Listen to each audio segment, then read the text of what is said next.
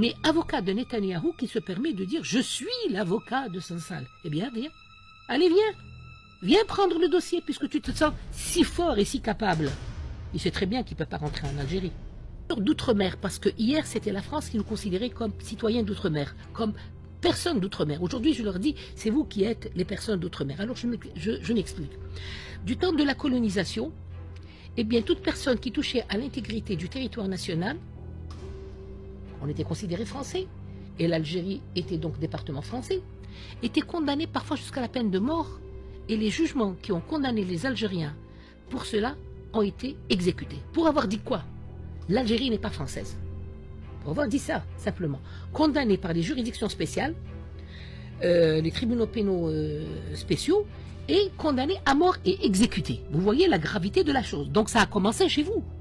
C'est vous qui êtes les précurseurs de ce genre de peine et de l'application des sanctions concernant aujourd'hui. Cet homme qui vient nous dire que une partie de l'Algérie appartient au Maroc. Moi, je me dis peut-être qu'à 75 ans, il commence à devenir sénile. Et il oublie l'Algérie, dans laquelle il a vécu et dans laquelle il vit jusqu'à aujourd'hui. Il a toujours vécu en Algérie, il a toujours écrit des torchons ou des bons livres, je ne sais pas. Ça dépend des traces, des catégories de lecteurs. Mais moi, pour moi, ma qualité d'avocat me permet de dire qu'il n'a jamais été inquiété pour des propos que nous avons jugés futiles en Algérie. Mais là, c'est autre chose. L'atteinte à l'intégrité du territoire national, c'est ce qu'il y a de plus grave. C'est un crime que nul ne peut pardonner. Aujourd'hui, cet homme est devant des juridictions algériennes. Il va répondre de ses faits. Mais vous voyez encore ici que des avocats, tels que l'avocat de Netanyahou et d'autres avocats de, comment elle s'appelle, celle qui est partie, comment ça s'appelle déjà, le médecin qui est parti. Bouraoui. Bouraoui. Alors, je n'ai rien contre Bouraoui, c'est un autre problème, mais avocat de Netanyahou qui se permet de dire « Je suis l'avocat de Sansal ». Eh bien, viens. Allez, viens. Viens prendre le dossier puisque tu te sens si fort et si capable. Il sait très bien qu'il ne peut pas rentrer en Algérie. C'est un sioniste. Il le sait très bien et tout le monde le sait. Et c'est pour ça que, à partir de la France, il fait la voix de son maître. Mais ici, messieurs, c'est l'Algérie, c'est la loi algérienne.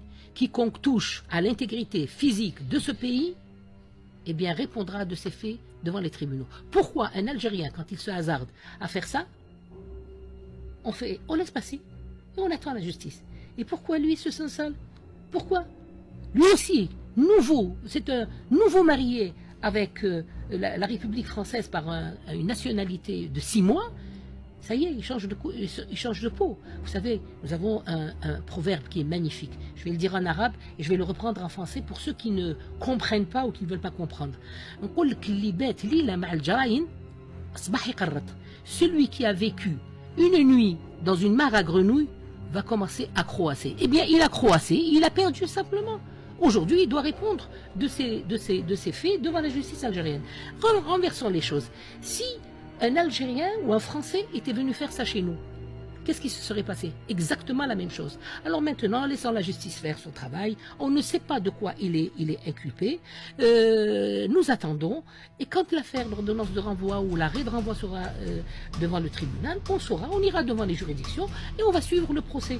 Et il n'est pas interdit pour les avocats français de venir même défendre ce français occasionnel, mais qui reste toujours algérien et sous la coupe du droit algérien.